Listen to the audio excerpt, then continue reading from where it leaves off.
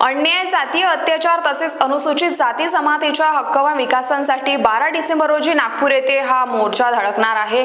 लहुजी शक्ती सेना महाराष्ट्र राज्य यांच्या वतीने समाजातील अन्याय, अत्याचार तसेच अनुसूचित जाती जमातींच्या हक्क व विकासासाठी महापदयात्रा आयोजित करण्यात आली आहे। ही पदयात्रा 2 नोव्हेंबर रोजी सुमननगर मुंबई येथून सुरू झाली असून 12 डिसेंबर रोजी नागपूरमधील यशवंत स्टेडियम येथे संपणार आहे। आज या पदयात्रेने अमरावती जिल्ह्यातील कौंडण्यपूर येथून वर्धा जिल्ह्यात प्रवेश केला आहे। महत्त्वाची बातमी आपण पाहतोय।